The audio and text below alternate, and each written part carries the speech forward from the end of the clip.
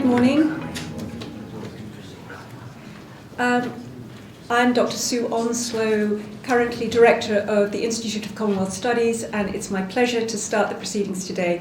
So I would like to extend a welcome to Your Excellency, esteemed colleagues, and ladies and gentlemen. It is a delight to be able to welcome people back here to Senate House to an event to discuss Is the Commonwealth Working? It feels as if it's been a very long 2 years, and I can just feel the energy and appreciation of the opportunity for all of us to get together and to network yet again. It's been my pleasure to work with my colleagues Stuart Mull and Dr. Alex May. Stuart, of course, is chair currently of the Commonwealth Association. Alex is the absolute mainspring of the round table, in which Stuart is also an active contributor, and also the Commonwealth Foundation. So our thanks to our fellow collaborators for putting on this event, and also I'd like to extend our sincere thanks to SAS Events team, who have been terrific in helping with today's organisation. I just have to say 2 points of housekeeping before I invite the Vice-Chancellor, Professor Wendy Thompson, to make her opening remarks. The first of which is there is no scheduled fire alarm today, so if the fire alarm goes off, please take it seriously and follow the exit signs over there. The second is that the facilities, the ladies and the gents, is all on this floor, just through the double doors and on the right-hand side. So with that, I would like to open today's proceedings to say that I believe this to be a very exciting event and very timely event. And I hope that what will come out of it are also not simply comments from critical friends, but also recommendations for how the Commonwealth can and should move forward at multiple levels and in multiple ways. So with that, I'd like to welcome Professor Wendy Thompson.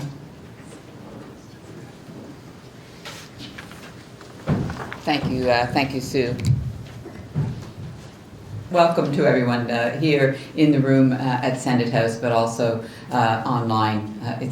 We're in that moment that we've learned to live in, where we can be in multiple realities simultaneously. So it's great to be able to do that, especially at an event of this kind.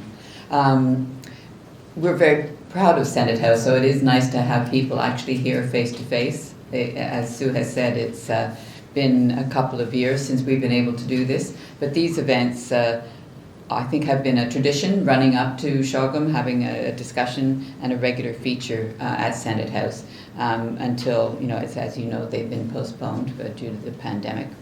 So, allow me to add my welcome to Sue's, really, to say what a pleasure it is to have people face to face here at this room. Those of you who are historians will know there's many stories to be told about Senate House, and if you have time to have a wander around or even ask people to give you some ideas of some of the stories, I'm sure they'd be very proud to tell you about it. There's certainly stories of the Ministry of Information. If you wanted to know where misinformation began, I think it may have started here. It wasn't the university's doing, I can assure you. Although there are tales of ghosts in Senate House, some of them have been spotted in the library, I'm told. Certainly one in my office, which features late at night. Anyway, it's a great building, and we are very proud of it and very happy to welcome you to it here today. The role of international organizations is very much in the public eye at the moment. I don't think there's ever been more of an important job to be played by international organizations when we look around the world and see the turbulence and the leadership challenges that we observe.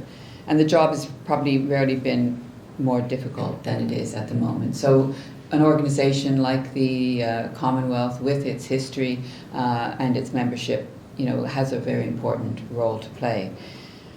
These events, can have a certain, like CHOGM, can have a sort of set piece to them, and that can perhaps lead us to wonder what they really deliver for the people in the countries that are affiliated to the Commonwealth.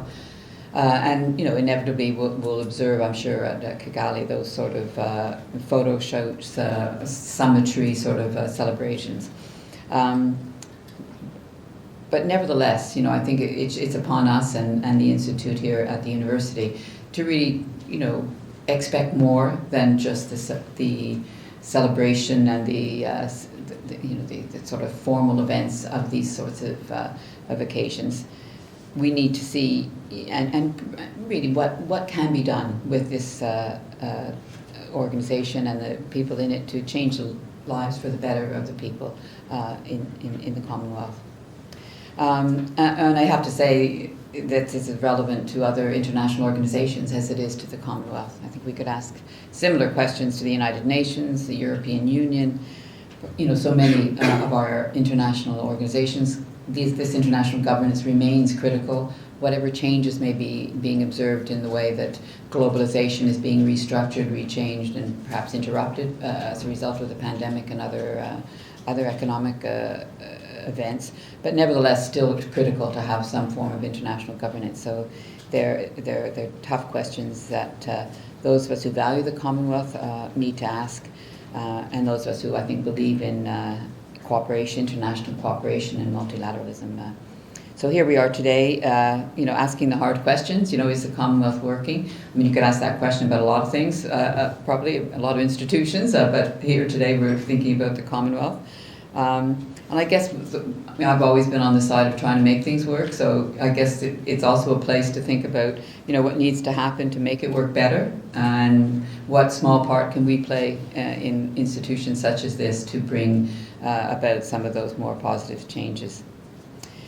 So the organizers of this one-day conference, the Institute of Commonwealth Studies and the Roundtable, in partnership with the Commonwealth Foundation and the Commonwealth Association, I think are really well placed to gather together the best people with knowledge and expertise across the Commonwealth to assess the question, and doing so across a range of themes. I'm sure there'll be no one right answer, and probably no one answer at all, but many different views, and that's the opportunity that a one-day conference of this kind provides. And I hope that the audience today in the room and online will play a full part in the debate and take us to a closer understanding of not only what to expect at Kingali, but what we might hope to be done arising from it and going into the future. For our part, I think the university would like the Institute to be playing an active role in these debates and to facilitate the kind of informed discussion, bringing forward evidence, ideas to strengthen the Commonwealth and to see what we can do in a small way to make it work. I think, as I've said, it's never been a more important moment for organizations like the Commonwealth to do so. So that's all I'm going to say. I'm a member of a Commonwealth country, so I have some kind of skin in the game, so to speak. And I did get invited to the palace when all forces were mobilised in the UK to bring out Commonwealth representatives at the last CHOGM in London when the leadership was under question. I think I was the best they could find in Norfolk as a where I was working at the time, to be a Commonwealth citizen. I'm sure other parts of the UK did rather better, but I did my best, and nevertheless, and I was proud to be able to associate with such a grand occasion. So good luck today. I hope it's a great discussion. Thank you for allowing me to meet you and greet you today.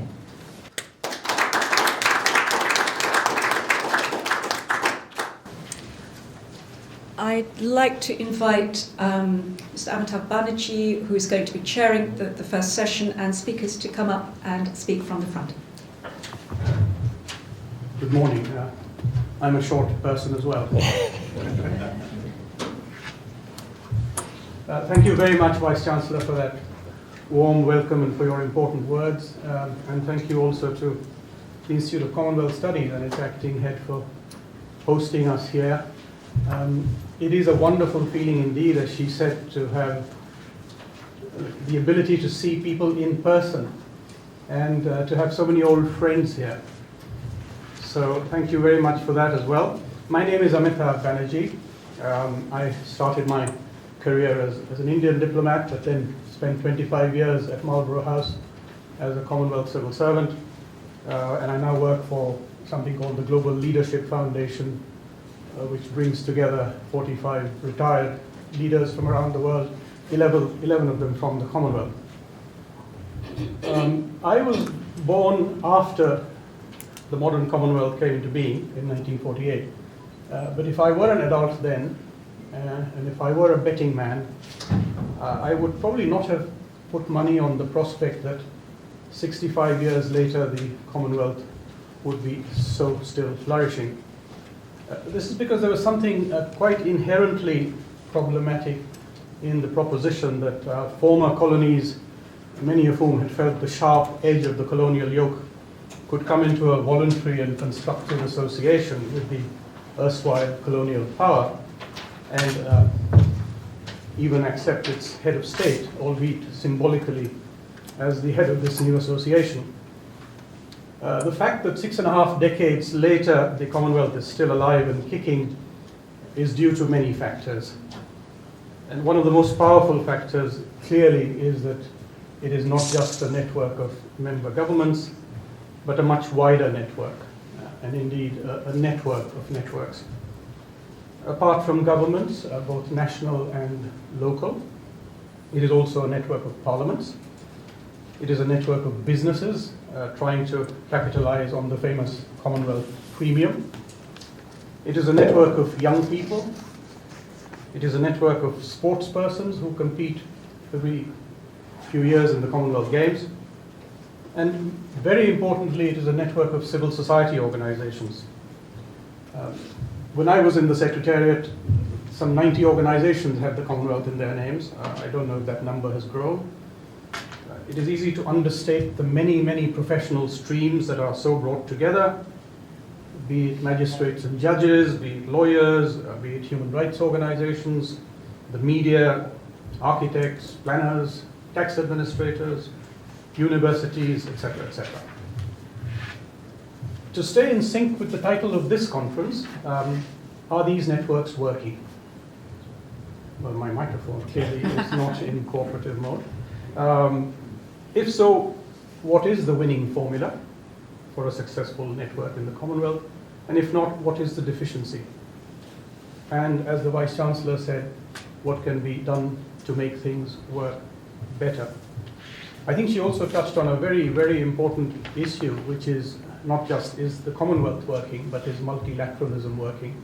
It is a question being asked every day today. For example, about the United Nations, which seems so utterly helpless and impotent in view of what is happening in Ukraine.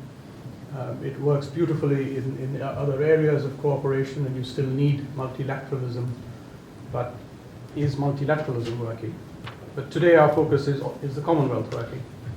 To explore these questions, we have a stellar cast. You've already seen the bios, but I will briefly introduce each panelist before they speak, after which each has been requested to speak for 10 to 15 minutes. So and thereafter we'll go to Q&A and have hopefully a free-flowing and broadly representative discussion. And I will rely on the technical support of our organizing team to try and ensure that as many of those attending online can also participate as fully as possible. So the first speaker on my list is Dr. Anne Gallagher, Director General of the Commonwealth Foundation. She has had an illustrious career with the United Nations and with ASEAN, including as Special Advisor to the UN High Commissioner for Human Rights at that time, Mary Robinson. She's also a lawyer and a teacher. Over to you, Anne. Thank you. Okay. I might stand up, and even though I'm also a bit short, I've got high shoes on, so I'm going to adjust the microphone as well. And I just wanted to begin by saying how lovely it is to be with everyone today. I think everyone who stands up is going to say the same thing. It's so nice to see people, isn't it? Even if they look so different in real life. Yeah, I think there's been a few double takes. I'm going to have to do something with my Zoom thing. Anyway, so I really appreciate the efforts of Sue and everyone to bring us together. It's especially at this time. For some of the reasons that I'll go into in my remarks. So I've been asked to focus my remarks on networks, on the power of human and institutional connections to weave the web that must shape and contain our modern Commonwealth. But like every rogue lawyer, I can't resist the temptation of straying a bit beyond my brief. So I will also perhaps say a few things about some of the big issues and worries that I know are on all of our minds, not least our collective unease about the future of this organisation that we all love. So many of you are Commonwealth veterans. I'm looking at the chair, I'm looking at Sue, I'm looking at my fabulous predecessor, Vijay, who's in the back row there. So many of you are veterans who are going to be able to bring much more context and much more insight to this discussion than I ever could. As a long-serving UN official, the Commonwealth was always something of a mystery to me, and that remained the case when I joined just about 3 years ago now. Since then, I've really come to appreciate the strength and complexity of this unique organisation, a grouping of very different states that would rarely find themselves in such close proximity, particularly in the United Nations, in my old setting. A grouping that extends in unusual ways that we're going to be talking about in this session to include the people that make up those states. So as you all know from the introduction, I'm here in my capacity as Director General of the Foundation. I'm not going to talk about the Foundation at all, except to make a remark about its significance to the issues and concerns that bring us together here today. The Commonwealth is, to my knowledge, the only intergovernmental grouping in existence to have created an agency explicitly mandated to advance the interests of civil society. So by establishing their own organisation in support of civil society, member states accept that the people they serve, the 2.5 billion citizens of the Commonwealth, are entitled to a voice. They accept that the business of governance is not theirs alone, that a strong and flourishing civil space is evidence of a healthy and a prosperous civil community, country. Now, like the UN's own founding document, our charter begins with those fine and stirring words, "we the people." But unlike the UN, the Commonwealth has taken this pretty radical idea one step further, many steps further, and not just through the Foundation, through that tapestry of personal and institutional connections that bind people and societies together. In my 30 years, that's a bit of a shock, in my 30 years as an international civil servant, I've never actually seen anything quite like that. Of course, we all know that things are not perfect within the networks, and I'm speaking now, my next remarks are really about the formal networks that are comprised of the accredited organisations. It's hard to escape the view that too much of our networking, way too much of our thinking about the future of the Commonwealth takes place here in London. That too much of our networking and thinking involves an old guard that may not have done enough to nurture the next generation of Commonwealth leaders and champions. That the networks themselves are still not sufficiently inclusive of the broader Commonwealth that we all aspire to. And those imperfections extend to the relationship between the formal networks and the intergovernmental pillars of the Commonwealth. Our accredited organisations are often and rightly frustrated with their inability to engage meaningfully and consistently with the Secretariat, and through the Secretariat with member states. And the withdrawal of foundation funding, I think almost a decade ago now, funding that allowed many of them to keep their heads barely above water, has left a bitter and persistent legacy. From my position at the Foundation, I see a need for action on both fronts. The Commonwealth's non-governmental or quasi-governmental entities must begin to act more as a network. They must work harder and more cleverly to make this network truly reflective of the Commonwealth and indispensable to the Commonwealth's effective functioning.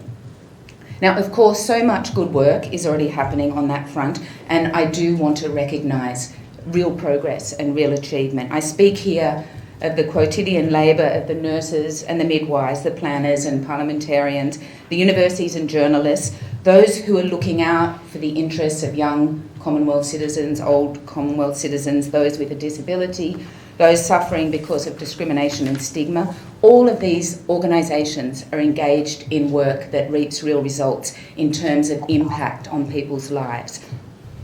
And certainly the networks have demonstrated a capacity, if a little bit uneven, to unite around a common cause on some issues, and media freedom is a good recent example. The network's been able to spring into action, launching a spirited defence against what we all know is a really serious erosion of fundamental Commonwealth values. But the network could certainly be much stronger, much more united, and definitely much more strategic. To take another recent example, I feel strongly that it could have been much louder in expressing its bitter disappointment at the failure of the Commonwealth to demonstrate solidarity when lives depended on it. I'm speaking here, of course, about the failure of the Commonwealth to do anything meaningful in securing access to vaccines for vulnerable Commonwealth communities, something that was so possible, and that just didn't happen. On another matter, a united network could be a powerful force to protect and defend the interests of the Commonwealth's small island states when it comes to existential threats they're facing from climate change. Of course, many Commonwealth organisations are doing valuable work on this issue, but we all know that the real power of networks lies in their amplifying effect, and that this is where more work can and should be done. We also have to work on the relationship between the network and members of the network and the Commonwealth intergovernmental institutions. That relationship has to be based on a clear acknowledgement of our very different roles. And these roles will mean that our paths are not always going to be perfectly aligned. That's just the way it is. For example, while the Foundation exists to advance the aspirations and needs of the people of the Commonwealth, we're not an NGO. We must bring our member states and governments along with us. That's the only way we can work. They're vital to our mission and to its success. So the different roles that the networks and the intergovernmental structures occupy should be a source of strength, not a cause for division and dilution of impact. The common cause is there, and it must become part of our collective vision.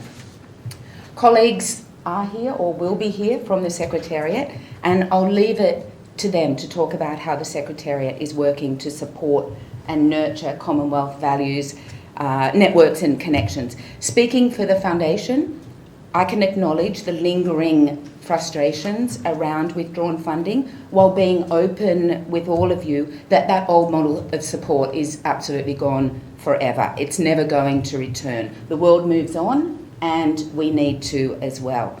But for me, that just means looking for more and better ways to engage. I've seen over the past couple of years how much can be done when we work with accredited organisations as true partners. Our Critical Conversation series, which is reaching literally hundreds of thousands of Commonwealth citizens, has brought big ideas that matter to the Commonwealth to the people of the Commonwealth. This couldn't have happened without the support and advice that we've received from, it would have been much poorer, let's say, without that support and input from the organisations represented here. I can say the same for the People's Forum and for so much more of what we do together. And as the defender and advocate of Commonwealth civil society, the Foundation sees itself as your champion, as a champion of the network and of the networks. This is why we publicly called out the draft CHOGM communique for its failure, its abject failure to adequately recognise the role of civil society in advancing Commonwealth ideals and principles. This is why we've been so vocal on issues that you're also fighting for. This is why we've been so open in helping to use our platforms to amplify the work that you're doing. I look forward to more of that. I believe that you can demand more of your intergovernmental partners while also demanding more of yourselves. So, fellow friends of the Commonwealth, I'm coming to an end now. I did time it. It seems that our beloved organisation fairly regularly finds itself at a crossroads. It may be the case that in a decade's time we will look back and marvel at what a good and solid path we were on in May 2022, less than a month out from the most successful CHOGM ever, an event that served to reinvigorate the Commonwealth, to loudly and clearly affirm its continued relevance to the people of the Commonwealth and the wider world. But in 10 years' time, we might also look back in sorrow, wishing that we'd been braver, wishing we'd been louder in our defence of Commonwealth values and ideals, wishing that we had recognised and leaned into what turned out to be a pivotal moment in our common history, wishing we'd seen the signs of a precarious but debilitated alliance occupying a tenuous space in an increasingly fractured and divided world. And this is where I want to come back to our networks. Reinvigoration and reform of the Commonwealth, the task of making the Commonwealth fit for purpose, and the task of working out what that purpose needs to be, is something that must occupy us all. If we believe this is an organisation that belongs to the people, not just to the member states, it is us and our organisations that must stand up and become part of the solution. We need to point out what's wrong, absolutely, but we also need to work together and with member states to figure out what to do about it. The organisers very cleverly asked the panellists to put forward some practical ideas. I'd like to propose that next year, the 10-year anniversary of the Charter of the Commonwealth, we establish a new eminent persons group to take stock of where we are and where we need to go. So much has changed since 2011, and it's time to use that first report not as a roadmap, but as a springboard for creating a new vision of the Commonwealth, a forward-looking vision that's shaped by the people and the member states together, a vision that is firmly directed towards the principles and values of the Charter. So that's my single idea for change. I'm sure many more ideas are going to emerge today, but let's resolve to take the best ones forward, to do what we can to individually and together be brave in our defence of the Commonwealth and its ideals, to fight for a Commonwealth that is really a force to be reckoned with on the world stage, a Commonwealth that shapes global policy on issues that matter most to the people, a Commonwealth that is united in defending the most vulnerable, including its smallest member states. So someone once said that pessimists are usually right and optimists are usually wrong, but all of the great changes have been accomplished by optimists. So let's sign up to be optimists of our Commonwealth. Let's commit to doing the work that we all know just has to be done. Thank you very much.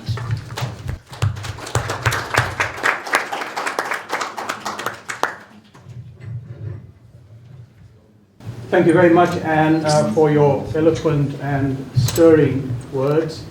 Your reminder that Commonwealth values are backsliding and under threat. Your reminder that civil society must not fear to raise its voice, and you play a very critical role in being a bridge between Commonwealth governments and civil society, because having all those government representatives around your board table and being able to reflect the views of the many organizations that are trying to supplement and, as you say, amplify the voice of the Commonwealth is a very key one. You also rightly said, don't just be critical, be constructive, and I commend you for the idea that you just put forward yourself for an EPG to mark the 10th anniversary of the Commonwealth Charter next year. I'd even forgotten that it's coming up to 10 years.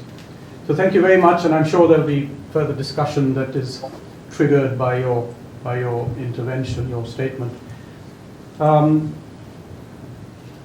Our next speaker is Indrajit Kumar Swami, who is going to be joining us on Zoom, and I will transfer myself there in a moment to be able to see him. He's an old friend and comrade in arms, not just of mine, but many of you in this room. He was Director of Economic Affairs of the Secretariat and also Deputy Head of the Secretary General's Office. His latest claim to fame was as governor of the Central Bank of Sri Lanka, and I'm sure he will forgive me for saying that Sri Lanka today terribly misses his wisdom and expertise. In fact, one reason he was not able to join us in person is that because he is involved in critical virtual negotiations on trying to rescue Sri Lanka from its current predicament. Indrajit, if you can hear me, you have the floor. Thank you very much, Amitabh. I hope everyone can hear and see me. If that is the case, I will proceed. Thank you very much. I must thank the organizers for inviting me. I'm sorry, unlike other speakers, I'm not able to say what a pleasure it is to see everybody in person.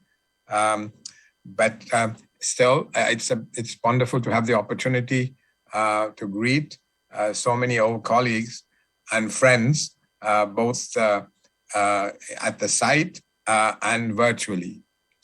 I'm going to slightly shift the theme of my remarks and pick up on something that Sue Onslow said in her opening remarks, and to focus on where the Commonwealth can and should move forward.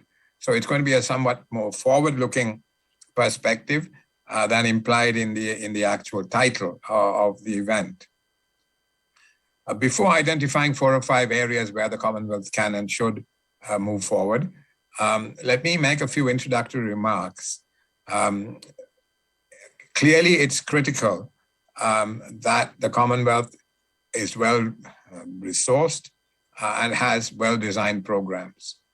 And while the whole networks, the series of networks that makes up the Commonwealth family requires support, I think it is particularly important for the intergovernmental arm, the Commonwealth Secretariat, to be well-resourced and have well-designed programs, because when the Secretariat is working well, it is able to catalyze activity around the whole of the network of the Commonwealth family. It has a kind of amplifying effect.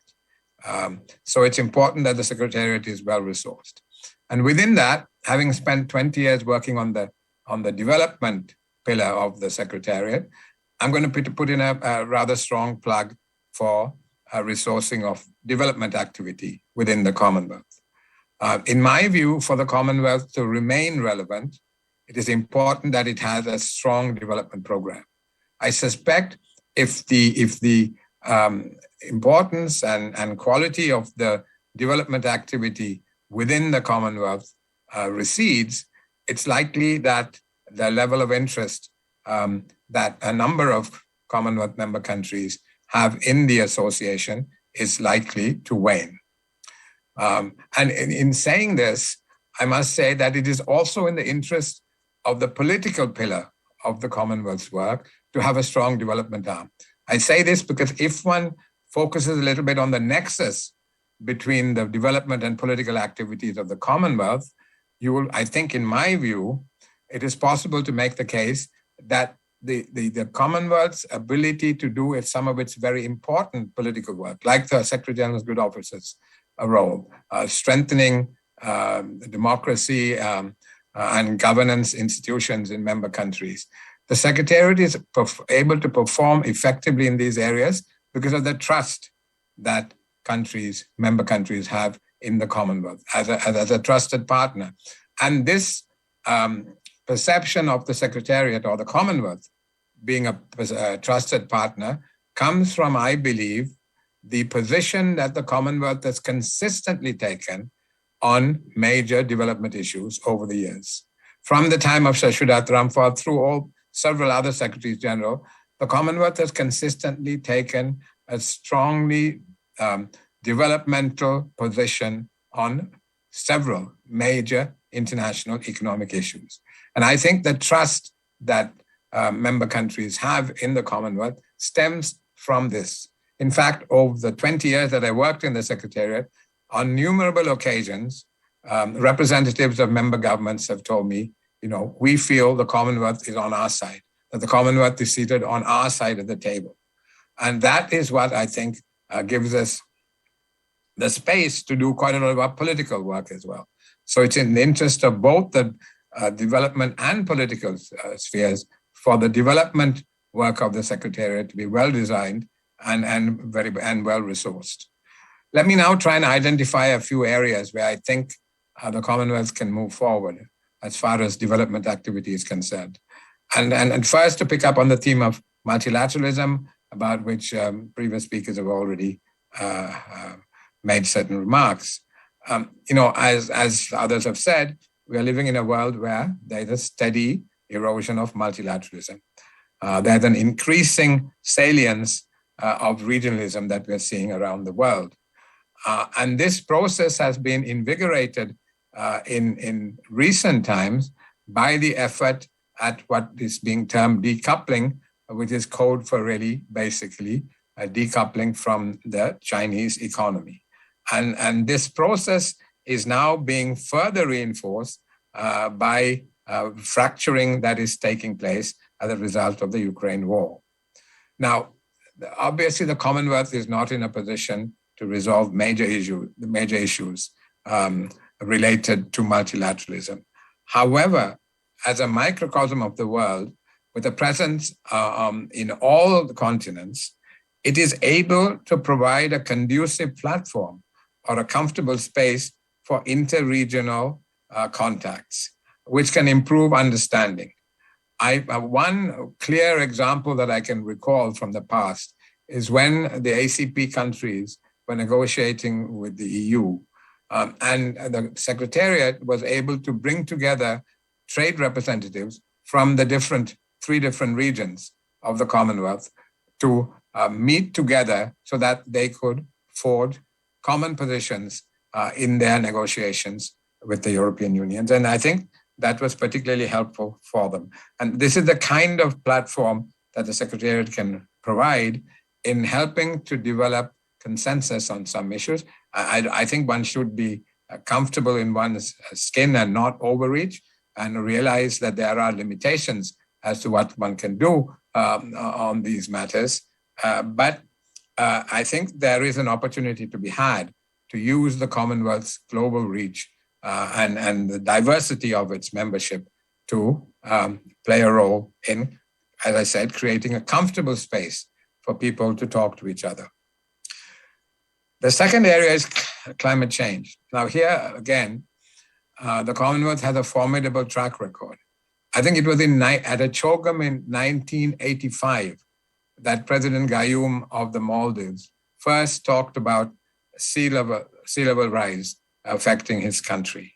And shortly after that, there was a Commonwealth expert group. And in 1989, there was the Langkawi Declaration. So even before the Rio Summit in 1991, the Commonwealth had started working on important issues related to climate change. And since then, it has been engaged in various issues related to climate change. And going forward, given the importance of the issue, I think here again, the Commonwealth can play an important role in maybe auditing the outcomes of the COP, the Glasgow COP26, to see whether from the perspective of small and vulnerable economies, the commitments are being met, and then use this analysis to help to shape the Cairo COP27 meetings. And I think, again, this is an area where, as you know, there are conflicting interests, winners and losers in various ways. And again, the Commonwealth can play a role in helping to build consensus. Thirdly, the managing director of the IMF has said that over 60 countries are likely to be confronted with debt distress. This is again an area where the Commonwealth has a very strong track record. In fact, in the 1990s, it was the 1980s again, where Nigel Lawson first mooted the initial package of measures to provide debt relief for low-income countries. He first trialed it at a Commonwealth Finance Ministers meeting in Barbados, and subsequently took it to the Toronto G7 Summit and what became known as the Toronto Terms, were actually first, as I said, introduced at a Commonwealth Finance Ministers meeting. And subsequently at a meeting in Mauritius, I think John Major was the Chancellor of the Exchequer then. He introduced what eventually became the HIPC initiative. So the Secretariat has a very strong track record in this area. It is able to articulate the interests of those countries which are now being confronted with increasing debt distress. I think, again, it's something that there is a demonstrated comparative advantage from the past, which needs to be built upon going forward. Another area I see Sir Donald in the audience. He will remember this very well. The WTO ministerial meeting is around the corner. Of course, it's too late to influence the agenda as such, but having a close eye on what comes out of the meeting would be useful to see whether there can be a Commonwealth initiative, like the Commonwealth Trade Ministers mission that went around to the key capitals, to Brussels, to Washington, to Tokyo, to basically advocate on behalf of the developing countries, particularly the vulnerable, small and vulnerable economies, whose voice sometimes is not heard as loudly as it should be. And so I think the Doha round negotiations have been at an impasse now for a long time. It is probably not the right environment right now in the world to get that going again, but there could be elements of the Doha round agenda which could be hived off and pushed forward towards some kind of conclusion. For instance, the agreement on trade facilitation was reached.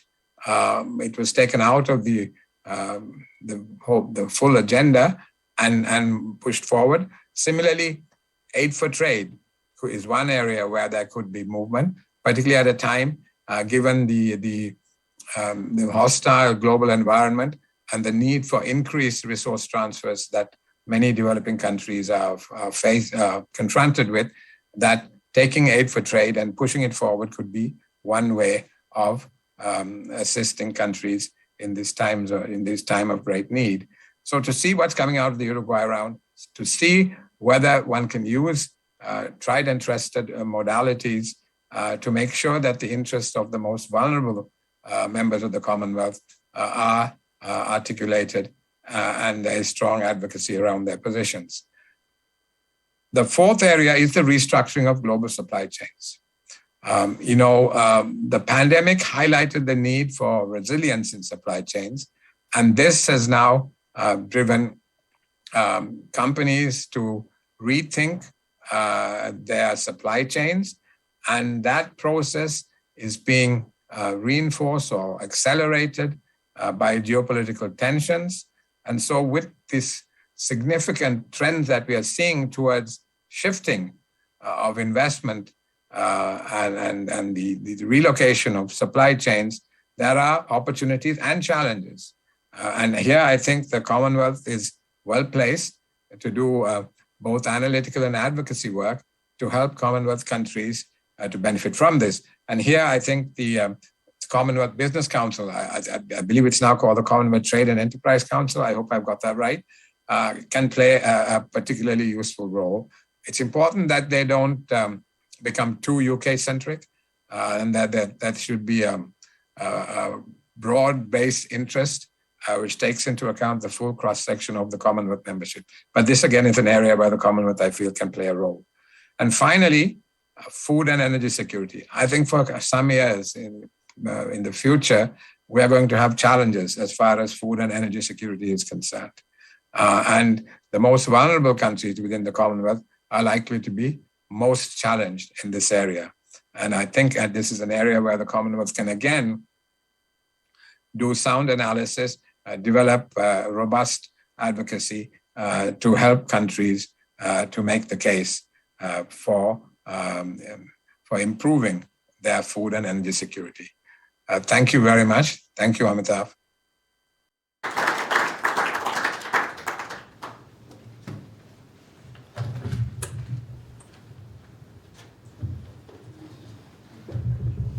Thank you very much, Indrajit, and thank you for reminding us that development must remain absolutely central to policy issues in the Commonwealth, that the vast majority of Commonwealth countries are developing countries, and that important though fundamental political values are, I am reminded of a remark that a certain foreign minister made to me many years ago, to the effect that, yes, we'll do our best, but you cannot eat human rights. I think you've flagged the importance of the many networks that exist in the Intergovernmental Commonwealth to push development issues such as indebtedness, such as climate change, such as trade, and you flagged a very, very crucial crisis that is looming upon the world as a whole, which is food and energy security, so exacerbated by the latest international situation. One handicap we face here is that we can't see everybody who is on Zoom. I was delighted to note that my former boss, Sir Don McKinnon, is attending this, and I'd like to say hello to him specially, but also to the many others whom I know are attending online. So thanks again, Indrajit. I turn now to John Davis, CEO of the Commonwealth Parliamentary Association's United Kingdom branch. He is a British career diplomat, and as part of his many important duties, he headed the UK's Diplomatic Training Academy. He now plays a very important role in shepherding UK parliamentarians and promoting their contributions to key policy issues, as well as their collaboration with their peers in other Commonwealth countries. Over to you, John. Thank you.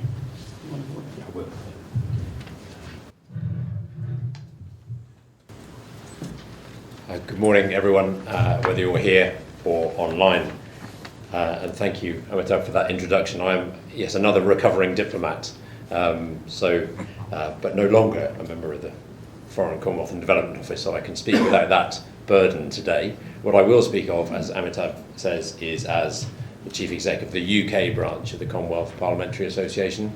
And I know that Stephen Twigg would also, I think, very much like to have been involved today. He's on a plane back from Australia at the moment, having been there with their Parliamentary Academy's latest event. Vice-Chancellor, it's a pleasure to be here in person at the University of London. Thank you for having us, and thank you to Sue and all the various organisations who've made today possible. I'm not going to try to start at least with as broad a sweep as both Anne and Indrajit have managed. Forgive me if I may, to start with deliberately narrowing in to try to answer the question, is the Commonwealth working, by looking at parochially some of the work we do. It's not a promotion for what we do, but using it as a one other case study of what can work about the networks of the Commonwealth, and then trying to expand out from that a little bit about what that might tell us about how we make the Commonwealth work better. So I'll look a little bit about how it works, the challenges of when it doesn't, or why it's hard to make it work, and then, as we've been instructed and asked, some ideas about how to, practical ideas to take that forward. So the Commonwealth Parliamentary Association, whether it's the UK branch or any other, is partly about networks, but it should be, and certainly from the UK point of view, it's designed to strengthen parliaments, to make our own and other parliaments as good as they can be at what they are supposed to do. And it very much, I don't know about shepherding UK parliamentarians, that probably is what we do sometimes physically, but actually it is supposed to be helping them and people who work in our Parliament as much as any other Parliament to be learning from each other across the Commonwealth. And I think when it works, it's when it's really practical. It's sometimes about, this is the quotidian work, I think, if I heard Anne correctly, that our and many other organisations are doing. It's very practical, and it's from a tried and trusted and expert network, and I think that's the key of it. So for the overall CPA, for example, the work that Stephen Twigg has been involved with in Sydney in Australia at the New South Wales Parliament is part of the new Parliamentary Academy which CPA has set up, which is an online resource with occasional in-person events. And it works because it brings together people who know something about how parliaments work or should work, and brings them together to learn from each other, but also with other experts. And I think the sort of work that the CPA is doing, whether it's at that level or us from a UK point of view, about, as people have said, bringing people with a common interest and a common set of challenges and helping them work through them and find solutions is may seem very routine and very simple and quotidian or daily or routine, but actually makes an impact. Otherwise, as we say, these organisations would not still be thriving, as indeed they are today. Why do they work? And why, if the Commonwealth didn't exist, might one be what would be taking from the design of these events and these organisations that make it work? I think, despite how I've just posed the question, one answer to that is because they are there. We are inclined to use networks and systems and frameworks that are there. And I think one reason why, in our case, parliaments right across the Commonwealth, whether it's national or subnational, get involved with the work is because they understand it. It's a known network which works to them. And I don't think we should underestimate the value of that establishment and the sort of, I don't mean sunk cost, but I mean the effort that has gone into it, the structures that are there. We all know if you're creating startups, for example, the Diplomatic Academy, which Amitabh mentioned, the energy of activation to start a new organisation, a new network, is really tough. So I don't think we should undervalue the sheer benefit of having a structure that is there and can work.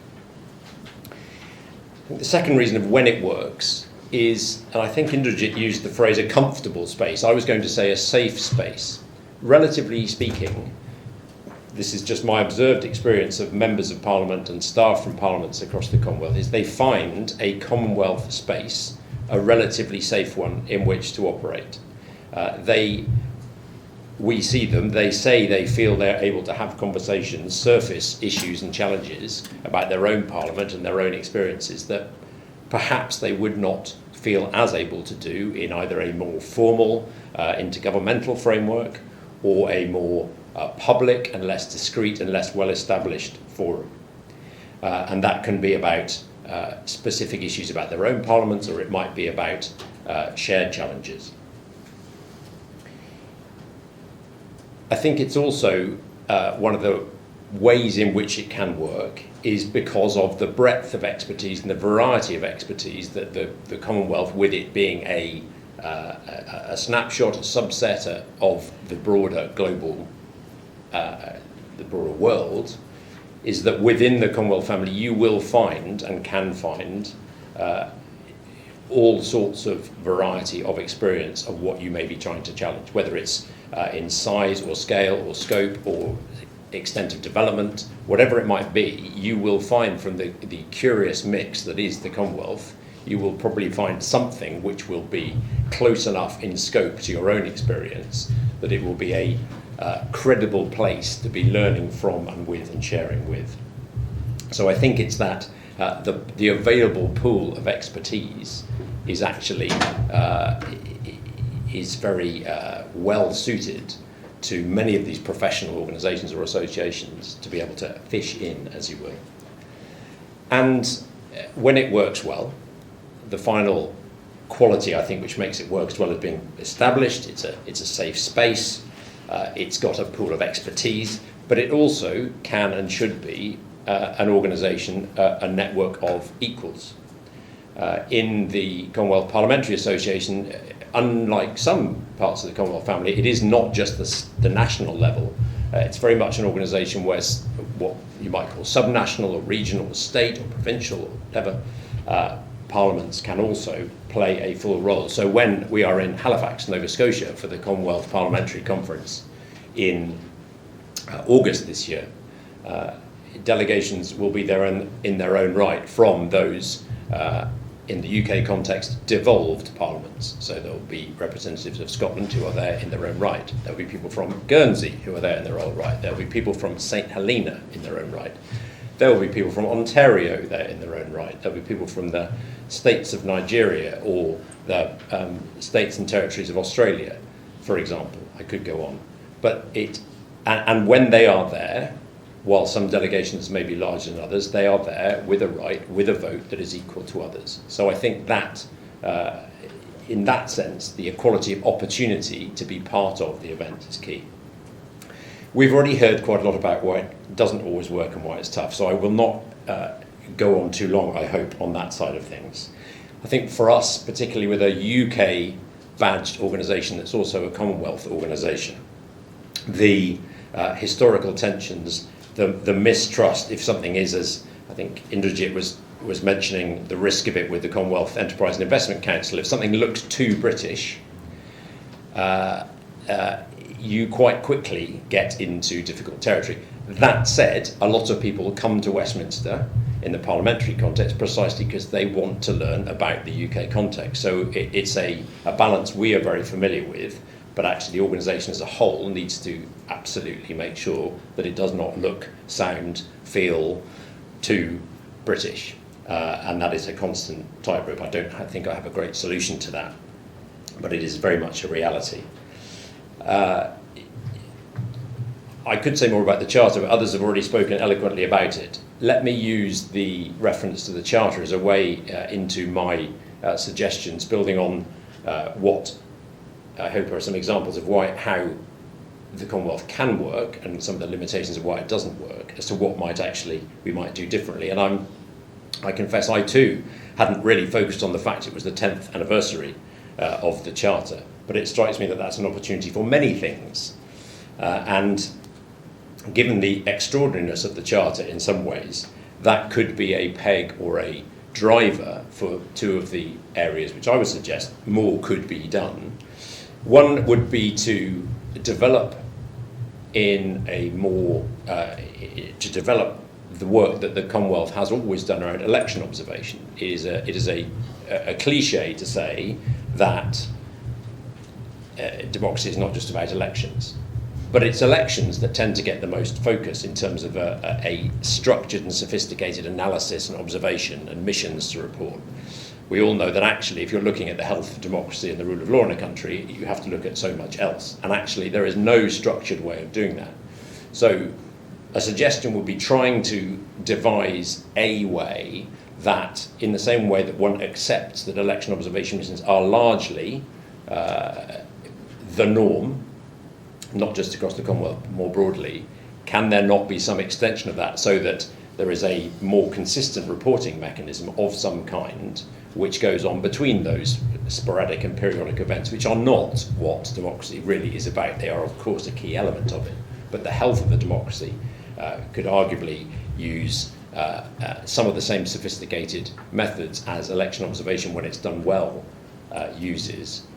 Obviously, there will be quite a lot of barriers to that, but I put that out there as one thought. The other is selfishly, from a parliamentary point of view, how you bring in the parliaments of the Commonwealth to do what they are supposed to do in their own nations, i.e. scrutinise the performance of their governments and the executive, and to do that at a cross-Commonwealth level. So the communique, which has been referred to once today already, that sets out ambitious targets.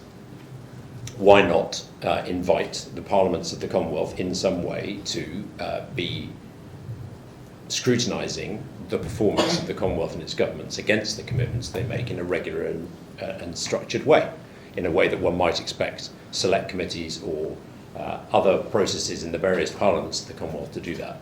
Again, that would not in one sense be complicated to do or to arrange, and it would not of itself ensure that the communique commitments were met, but it might encourage greater adherence to them.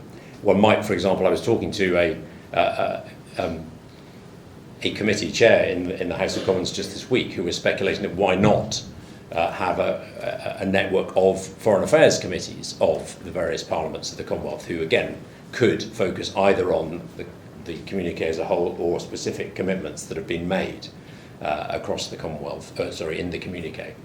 So I think some practical ways of building on existing mechanisms that are there, so that we have both a fuller sense of the health of democracy in the countries of the Commonwealth rather than just a snapshot at election time, and a way that when at Kigali or at any CHOGM a whole range of commitments are made by our governments, that actually then there is some regular, serious scrutiny by elected representatives of whether those commitments are being met. Thank you very much.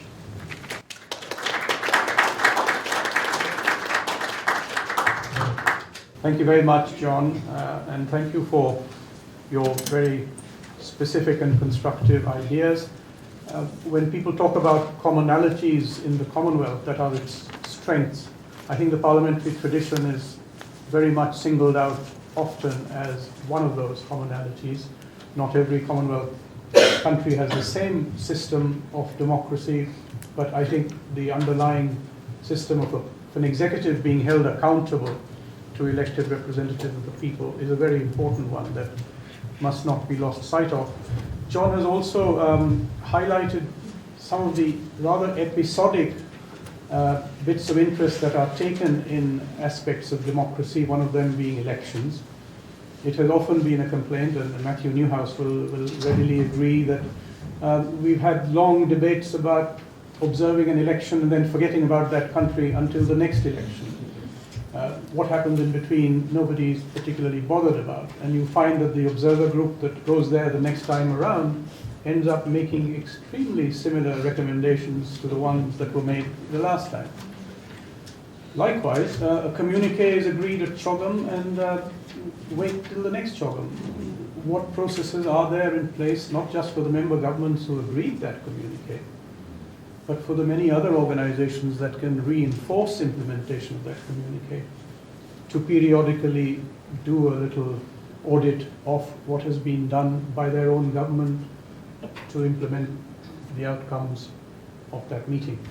I think we've had 3 extremely good statements with lots of constructive suggestions. There is a wealth of experience in this room, knowledge, insight, Commonwealth experience that dates back many years and in many fields, and I believe there is a very impressive field of people online as well. So I think I'll first open the questions to this room, and I will be guided by Alex on how to handle the online one. So do you have a... I do. I'm just going to take a microphone from the front to hand to the speaker in the audience so that those on Zoom can hear well. Okay. Maybe Right. we can take that one. Yeah. Yeah, this is. We put it out. And you take that. Can I request Matthew Newhouse first, please? Well, thank you very much, Amitabh, and thank you to the speakers. Fantastic to see Anne and John here too. What a great occasion, Sue. Congratulations. And can I actually commend the Commonwealth Parliamentary Association, because I'm actually on a holiday visit here for the first time in over 2 years with my daughter and her new partner from Australia, who knows about the Commonwealth because as a young, still in his 20s man, he was brought here by the Commonwealth Parliamentary Association on a visit. And that just underlines the sort of very effective work that's being done there. 2 points I would want to make. One is in regard to the issue of budget, which is needed for the Commonwealth if it's going to do any of the things that it should be doing. And at this moment, as we know, values have come to the front of the whole debate internationally. And while I speak as currently serving Australian ambassador in the Netherlands, I speak here in an entirely personal capacity and as a member of the Round Table. But in that work role too, values has come to the fore. I'm speaking on this recently in the Netherlands, and it's a real debate in the world now between autocracy and democracies, essentially. And the Commonwealth stands very firmly all its membership under the Commonwealth Charter on the issues of values, freedom and democracy. And I think that voice is ever more relevant. But that voice can't be heard without resources, and many good points made by Indrajit about the development aspects. There needs to be a very frank conversation between the Commonwealth Secretariat and associated organisations like the Foundation, which is doing a great job under Anne's leadership, on what needs to be done for more resources to be forthcoming. And that frank conversation is not really happening, and I doubt it will happen at CHOGM. So that's number one. We need, and groups like this I think can assist that, because the one reason the Commonwealth has survived is indeed the leadership role that the Secretariat has been able to pursue over the years, and I think we're grateful to the founders of the Secretariat. The second thing is to respond, and I think, Anne, it's a good suggestion on eminent persons, but Indrajit and Amitabh and I have been through many eminent persons groups over our years. I'm not sure it's actually an eminent persons group we need. We do need some sort of dialogue, but I think it actually needs to involve more people from your organisation.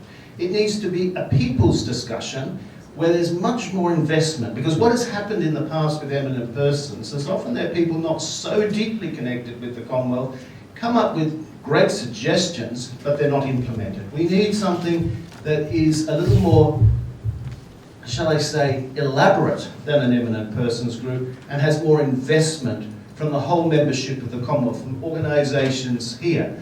We have to give some thought to that, but I think this group, Sue and her team, can help with that. And I think your foundation can help with that. So it's not something so disconnected as eminent persons tend to be, but something that really involves the people of the Commonwealth. And I'd like to thank John for reminding us the essential role of parliaments, including subnational parliaments, in that regard. Thank you. Thank you very much, Matthew. I'm going to go around the number of people who've asked for the floor in this room. We have about 20 minutes left for this session. We could probably go a few minutes past, but please keep your comments as focused and short as possible. Mark Robinson.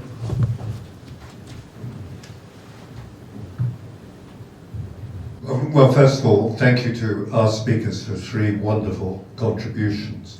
I've worked closely with the Foundation. I've worked nearly 10 years with the Commonwealth Parliamentary Association when I was in Parliament. And as for Indrajit, well, we started together when he was a schoolboy and a wonderful leg spin bowler he was at Harrow School. But now let's come back to the reality. I chair a very small Commonwealth organisation, and I think my board started to think that I was just going insane and was going to destroy it. Because before we were struck by COVID, I persuaded them to take the organisation, to close the office and take the organisation virtual. And I spent all of lockdown making it work, and my goodness, does it now work. We have board meetings, both virtual and face-to-face at the National Liberal Club, and we have 20 to 25 people tuning in from all around the Commonwealth. At COP26, I was privileged to be allowed to lead a delegation of 7 people during that conference. And through Waikato University in New Zealand, we had sent daily reports that went to every nook and cranny of the Pacific. I'm pleased now that we've got 2 young people who are being sponsored, one from India, one from Ghana, to the Commonwealth People's Forum. They're both under 30.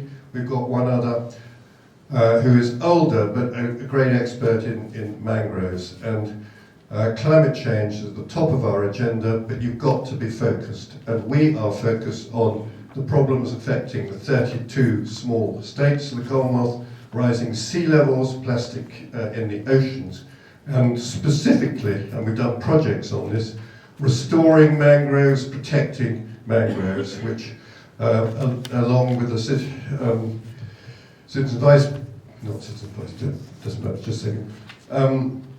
We've got projects going, they've got projects going, and that is fantastic. So my question to our three panelists is, are we doing enough for the small states of the Commonwealth? And how do we involve them even more? Because I've heard it said in many quarters, the thing about the Commonwealth for the small states is it takes an interest in us, and very often we go to larger international meetings and we find it very hard even to get a word in. Thank you. Thank you very much, Mark. If the panelists don't mind, I'm just going to take a few more comments and we will find some time at the end to address as many of the questions that arise as possible. I'm going to go to Karen Brewer next and come back to you, Arif.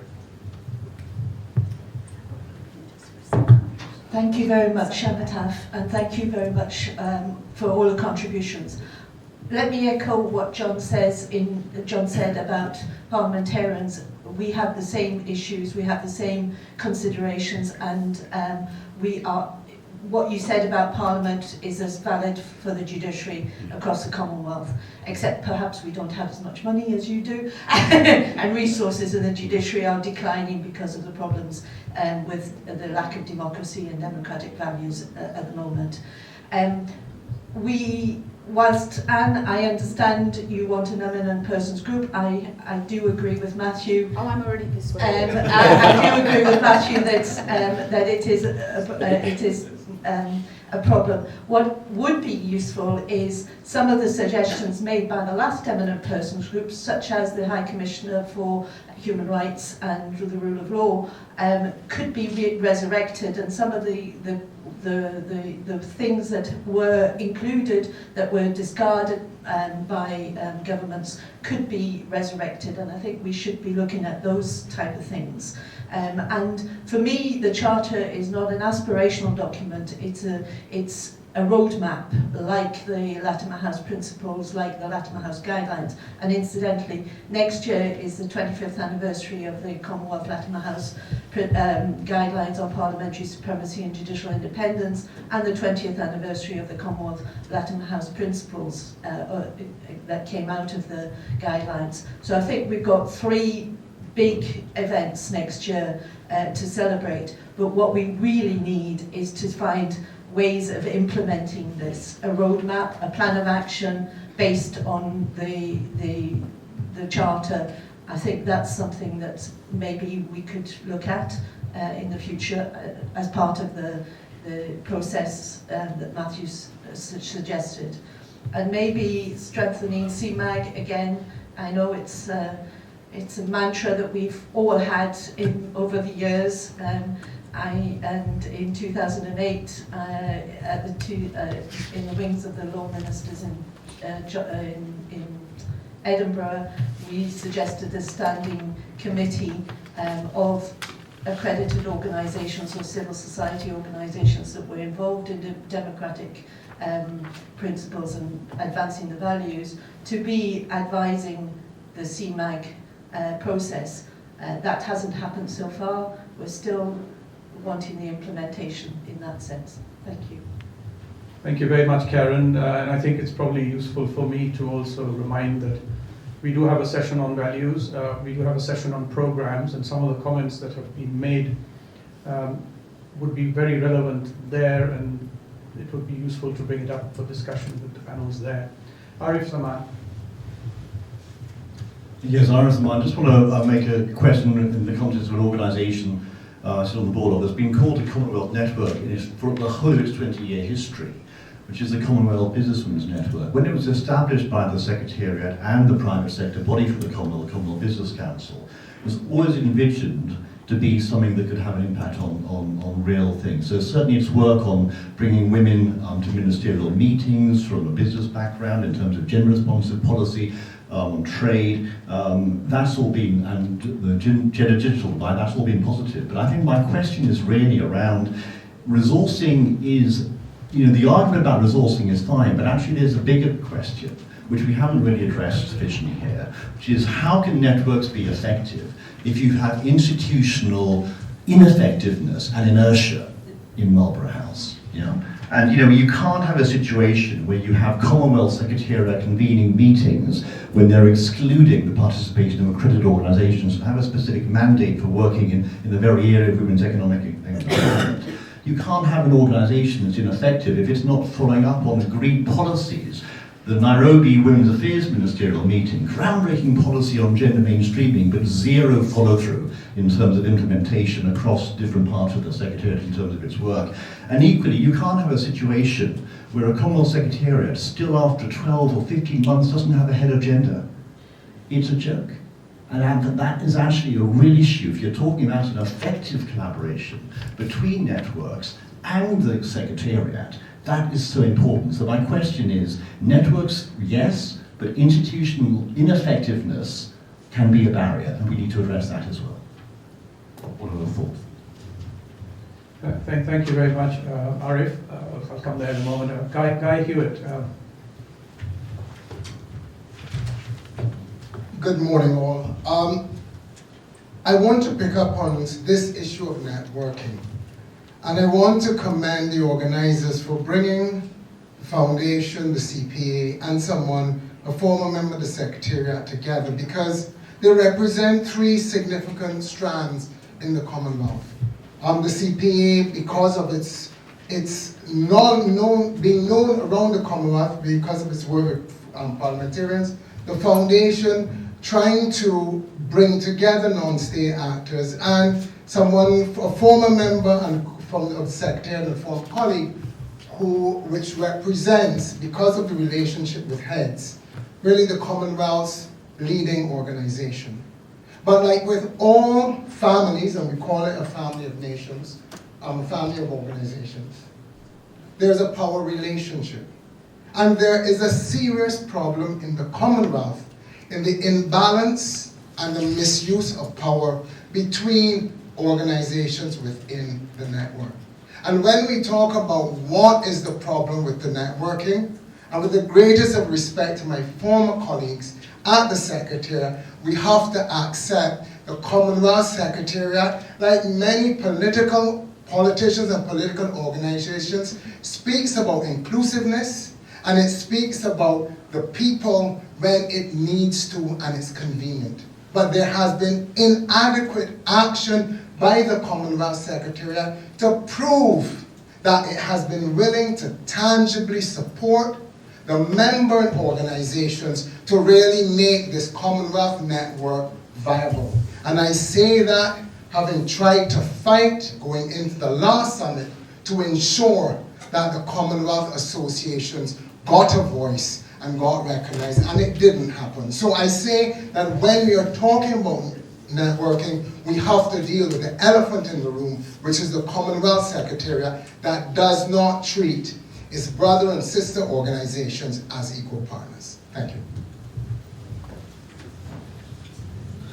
Thank you very much, Guy, for your comments, and we look forward to your participation in the next session as well, where you're a speaker.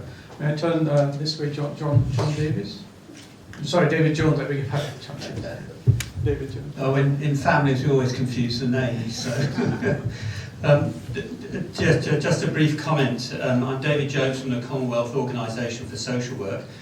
Just by way of information, our budget bank balance is £800 at the moment. Our total activity is based on voluntary commitment. And we have a board that stretches from Malaysia all the way through Africa, through to Barbados, as well as Canada, Australia, and so on.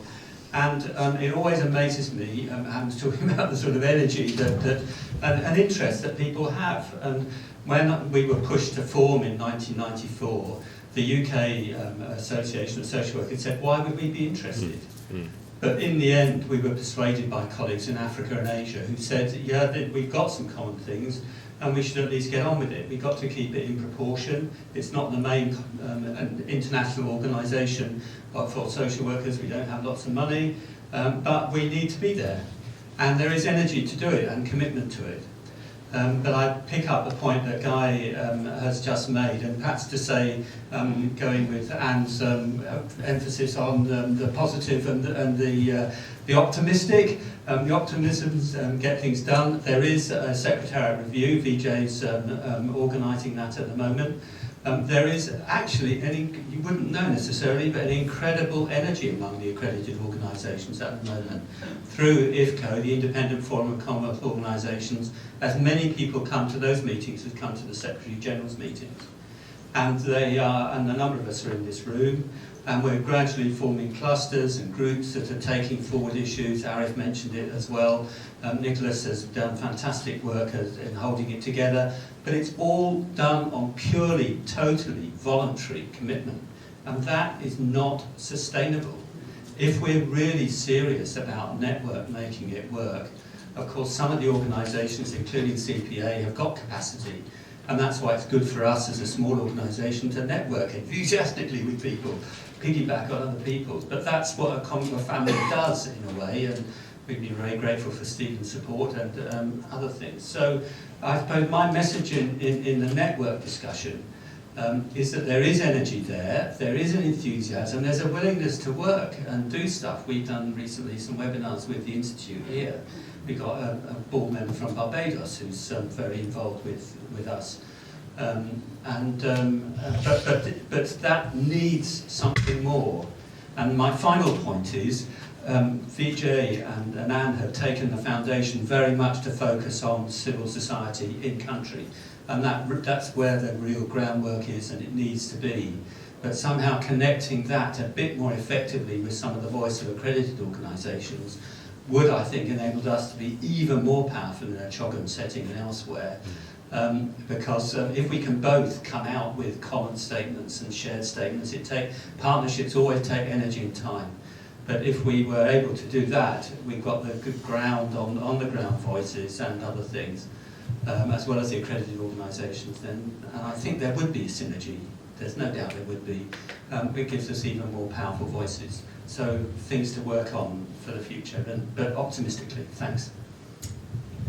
Thank you very much, David. I need to be conscious of time, and I need to give our panelists time to react and respond to some of the comments that have been made. So unless there are any particular questions online that we can't address later, I'm going to request our panelists, in the same order in which they spoke, to please comment. Okay. Yeah, thanks very much to our chair and to fellow speakers and those who contributed. So I've just got a couple of very quick comments that have come from what just came from the floor. I think, yeah, absolutely, Matthew, for me the idea, like the eminent persons group is kind of umbrella title for some kind of coming together of people who care about the Commonwealth to figure out what its purpose needs to be going forward and how that's actually going to be made real. I worry that there is the fundamental problem of not just where how power operates within the Commonwealth, but also where interests align and don't align. So if I look around here, it's wonderful to have one or two member state officials here, but there's not too many of them. There's not much, hopefully 3/4 of the Secretariat is online, not much in the room. So we have to think about this. We have the People's Forum where the people come together, and I think one of the things we've tried to do at the Foundation over the last couple of years is really bring the people into the conversation about the future of the Commonwealth. And that's interestingly where we got the hundreds and thousands of people talking about what they want from their Commonwealth. We did something on Commonwealth Day that got 500,000 people engaged in less than 24 hours. So the interest is there, but how do we bring that to the member states that still exercise the power and still are really in the driving seat as they should be about the future of the Commonwealth? How do we align these up, and how do we bring the Secretariat and other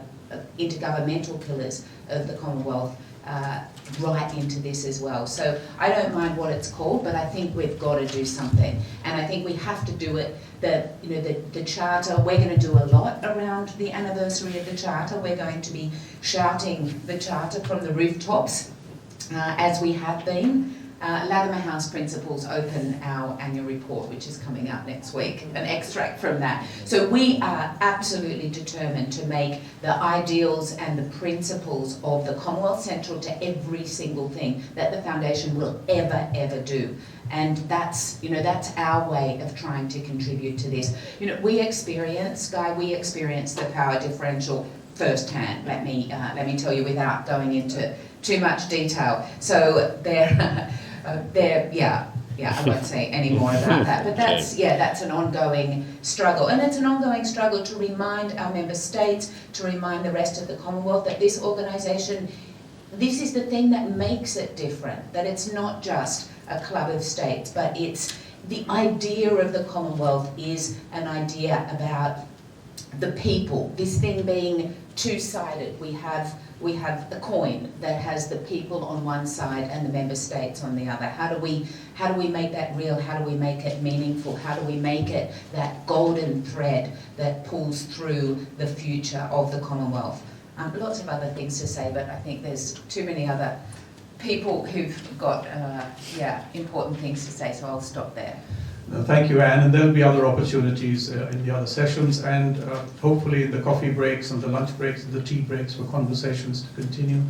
Indrajit, if you're still with us on Zoom, you have your chance to react to some of the comments made. I've just got a couple of things to say. I think the discussion has again reinforced the importance of resources. The other point is, I think it is always, the relationship between the Secretariat and the rich variety of Commonwealth associations that are part of the family. That relationship has always had its share of challenges. And I suspect part of it, again, could arise from constrained resources. But one way of perhaps trying to address that is to really brand the Commonwealth as a network of networks. That's what it essentially is.